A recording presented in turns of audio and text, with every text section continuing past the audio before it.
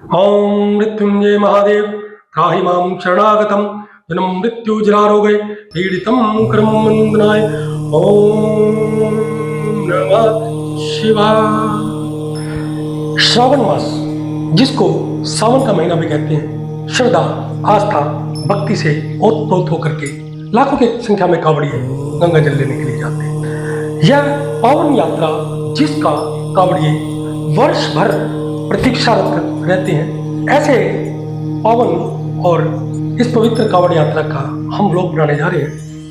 आज तक मैंने मित्रों आपको कभी नहीं कहा कि आप मेरे चैनल को सब्सक्राइब करें, लेकिन आज मैं हाथ जोड़ कर एक विशेष निवेदन करूंगा कि इस वीडियो को यदि आप शिव भक्त हैं, शिव के प्रति आपकी आस्था है, तो इसको पूरा देखें, इसको स्क्रॉल ना करें, इसको क्लिक ना करें, इसको पूरा देखें, क्योंकि इस पूरे वीडियो में हर पल हर घड़ी हमने एक जानकारी आपके लिए रखी है कि क्या है कांवड़ की यात्रा, क्या है कांवड़ के नियम, किस प्रकार कांवड़ यात्रा पूरी होगी, क्या है कांवड़ की पौराणिक कथा और कैसे की जाएगी कांवड़ की यात्रा, और कांवड़ की इस यात्रा में क्या सामग्री आपको पूजन के लिए चाहिए, रुद्राभिषेक के लिए, जलाभिषेक के लिए चाहिए, और कांवड़ के क्या नियम है, यह सारी जानकारी हम आपको देने का प्रयास कर रहे हैं। इसलिए आपसे निवेदन है कि इस वीडियो को देखें और इस वीडियो को ज़्यादा से ज़्यादा मित्रों को शेयर करें, शिव भक्तों को शेयर करें, ताकि उनको भी कांवड़ से संबंधित सभी प्रकार की जानकारी मिले, कांवड़ के नियमों की जानकारी उनको मिले।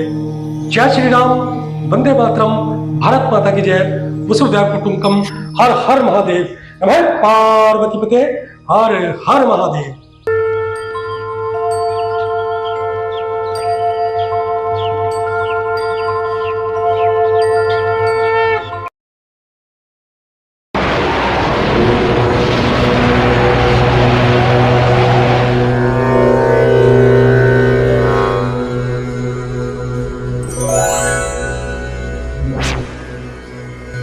वसुधैव कुटुंबकम्।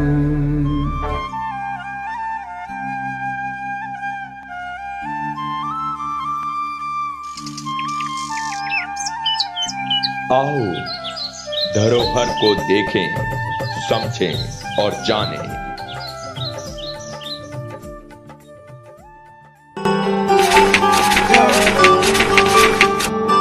मैं हूँ इस वक्त बाबा केदार जी के धाम केदारनाथ जी में, गोमती तीर्थ इसको कहते हैं। इस वक्त मौजूद हूँ महर्षि दुर्वासा जी की तपोस्थली ओंकारवाट मंदिर कंबोडिया।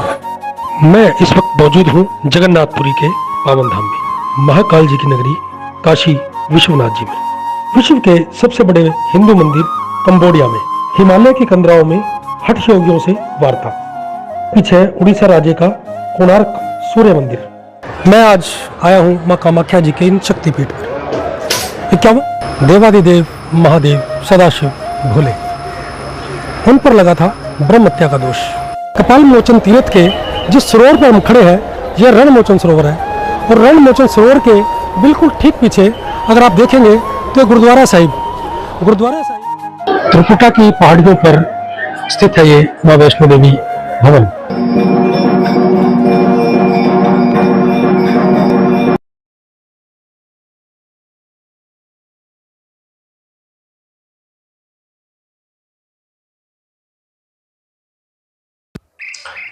श्रावण मास, ऐसा पावन और भक्ति से ओतप्रोत यह महीना, जहां कहीं गर्मी और कहीं रिमझिम की फुहार, ऐसे में शिव के लाखों करोड़ों भक्त जिनके मन में आनंद और उल्लास की लहर उठती है, वह अपने देवादिदेव महादेव जी को प्रसन्न करने के लिए अपने घरों से निकलकर पहुंचते हैं मायापुरी हरिद्वार, और वहां से कांवड़ में भरते हैं पावन गंगा जल और लेकर के अपने गंतव्य पर, अपने स्थानों पर, अपने देवालयों पर पहुंचते हैं। सावन के महीने के इस पावन और पवित्र दिनों की कांवड़ यात्रा के लिए कई कांवड़िए वर्ष भर इसकी प्रतीक्षा करते हैं। क्या है कांवड़, क्यों लाते हैं कांवड़, क्या है कांवड़ की कथा और कांवड़ के क्या है नियम, हम आपको बताएंगे इस चैनल के माध्यम से। श्रावण मास भक्ति से ओतप्रोत यह आनंद और उल्लास से भरा हुआ यह पावन और पवित्र महीना है।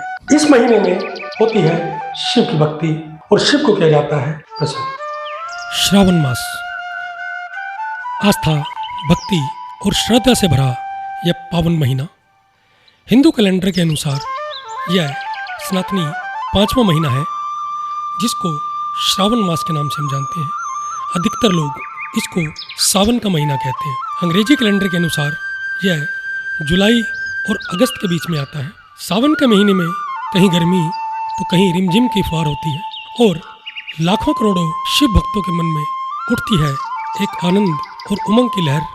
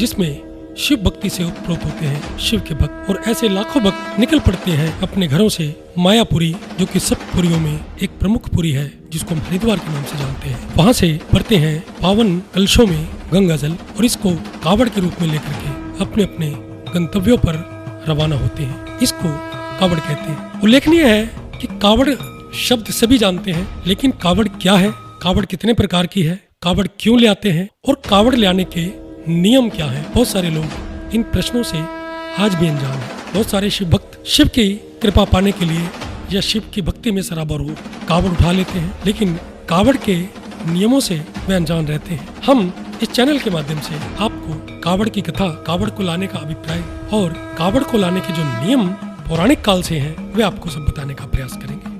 आप जुड़े रहें हमारे साथ।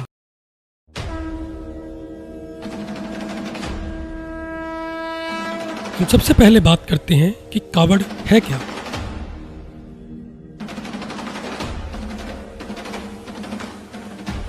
त्रेता युग से कावड़ का प्रचलन है। महादेव जी के जलाभिषेक के लिए, अपनी मनोकामना सिद्धि के लिए मिट्टी के 2 पात्रों में, जिसको हम कलश कहते हैं, माँ गंगा जी का पावन जल भर करके उनको झुलाते हुए ले करके मायापुरी हरिद्वार से चलकर अपने स्थान तक आना और जलाभिषेक करना कावड़ कहलाता है। ये कावड़ यात्रा पौराणिक काल से चली आ रही है। आज के परिवेश में इसका स्वरूप विभिन्न प्रकार से बदलता जा रहा है। मिट्टी के पात्रों की जगह आज स्टील के पात्रों ने अथवा प्लास्टिक की बोतलों, प्लास्टिक की कैनियों ने जगह इसकी ले ली है। लेकिन आज भी कहीं ना कहीं जो निरंतर कावड़ लाने वाले कावड़िया हैं वह इसको कलश के रूप में ही लेकर के आते हैं। कावड़ एक बांस का डंडा या लाठी है जिसके दोनों सिरों पर मटकी या कलश, जिसको हम कहते हैं, यह बंधा होता है। और इन कलश में माँ गंगा जी को, जिसको सकल लोक जगपावनी गंगा कहते हैं, गंगा जी जो इस पृथ्वी पर मानव कल्याण के, देवताओं के कल्याण के उद्धार के लिए आई थी, उसको लेकर के तपस्वी जीवन के साथ अपने गंतव्य पर पहुंचते हैं और महादेव जी का जलाभिषेक करते हैं। यह कावड़ कहलाते हैं। कावड़ मुख्यतः 5 प्रकार की होती है। सबसे पहले कावड़ आती है बैठी कावड़। बैठी कावड़ में वृद्ध लोग, बालक और निशक्त लोग जो किसी प्रकार से असहाय हैं या दिव्यांग हैं वह बैठी कावड़ लेकर के चलते हैं। बैठी कावड़ में यह डंडे से दोनों तरफ कावड़ बंदी होती है। कलश के रूप में, मटकी के रूप में यह माँ गंगा जी विराजमान होती हैं। इनके अतिरिक्त वह महादेव जी के भक्त जो महिला या पुरुष हैं, महादेव जी को जलाभिषेक करने के लिए अपने वजन से भी ज़्यादा गंगा जल को उठाते हैं और अपने कंधों पर लाद करके वह निरंतर महादेव जी के गंतव्य तक पहुंचते हैं और जगह जगह पर विश्राम के लिए इस कावड़ को रखते हैं। ये बैठी कावड़ कहलाती है। और यह इसको लेकर के जब कंधे पर झुलाते हैं तो इसको कहीं भी किसी भी स्थिति में आपातकाल मानते हुए जमीन पर रखने का इसका विधान है। यह बैठी कावड़ कहलाती है। दूसरी कावड़ है झूला कावड़। झूला कावड़ का विधान है कि एक बार मायापुरी गंगा जी से जल भरने के पश्चात जैसे इसको कांधे पर रखा, इसके बाद यह झूला कावड़ नीचे रखने का विधान नहीं है। जहाँ कहीं भी विश्राम की अवस्था होगी, लघु शंका, दीर्घ शंका या संध्याकालीन प्रातःकालीन आरती की ऐसा समय आएगा, तो वहाँ कावड़ को झुलाने का प्रावधान है। प्राचीन समय में यात्रा करते समय पेड़ों में या वृक्षों की शाखाओं पे कावड़ को झुलाया जाता था। आज के समय में बहुत सारे शिविर कावड़ियों की सेवा के लिए लगते हैं, वहाँ कावड़ झुलाने का विशेष विधान है। यह कावड़ वहाँ टांग दी जाती है और जलपान के पश्चात, विश्राम के पश्चात पुनः हाथ मुंह धोकर कावड़ को नमस्कार कर और कावड़ को अग्राह किया जाता है और उसको साथ लेकर के चलते हैं। इसको झूला कावड़ कहते हैं। तीसरी कावड़ का नाम है खड़ी कावड़। खड़ी कावड़ को मुख्यतः वो लोग लाते हैं जिनकी किसी प्रकार की कोई मन्नत पूर्ण हुई हो या उन्होंने किसी प्रकार की मन्नत महादेव जी के समक्ष संकल्प के रूप में ग्रहण की हो। यह खड़ी कावड़ है। खड़ी कावड़ को लाने के लिए कम से कम 3 या 4 लोगों का समूह होता है। एक बार मायापुरी हरिद्वार से गंगा जल लेकर कंधे पर झुलाने के पश्चात इस कावड़ को कहीं भी ना ही रखा जा सकता है, ना ही इसको रोका जा सकता है।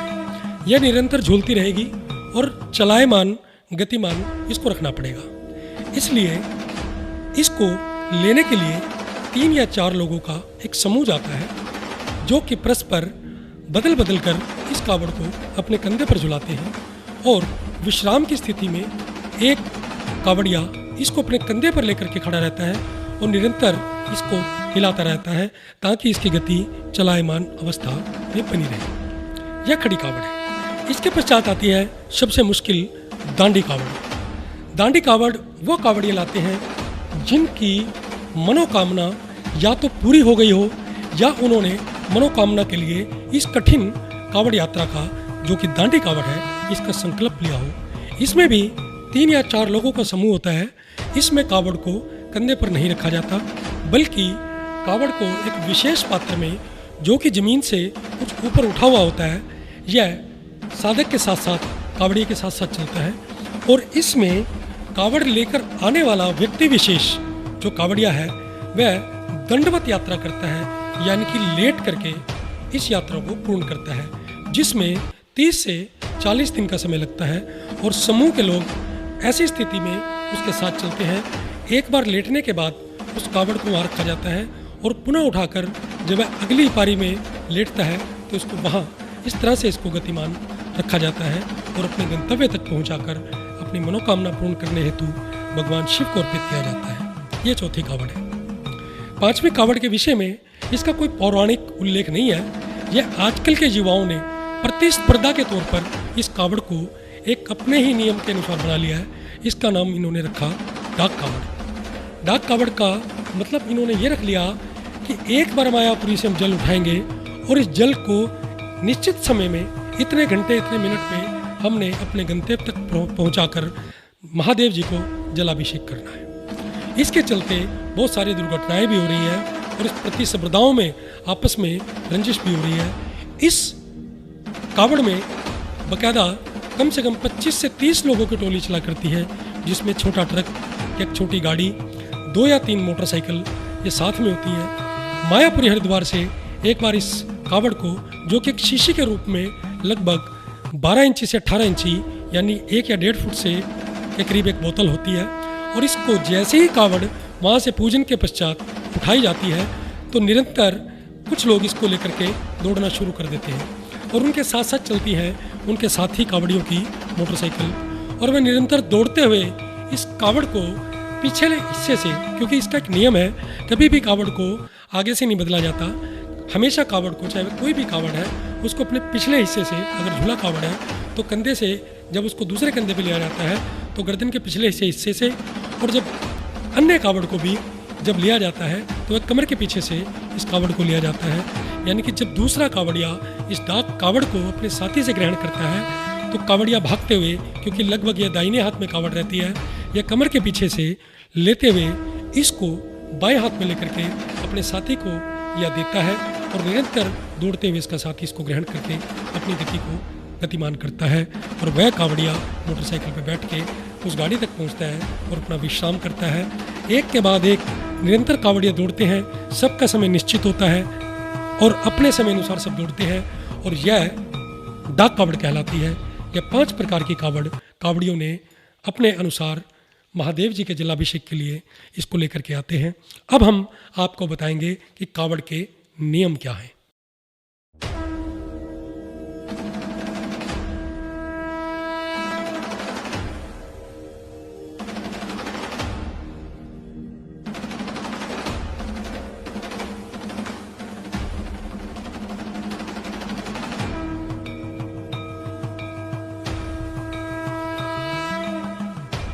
यह हमारा चैनल पौराणिक धरोहर आप सभी हिंदुत्व के आस्था रखने वाले सनातनियों की भावना के साथ बनाया गया है।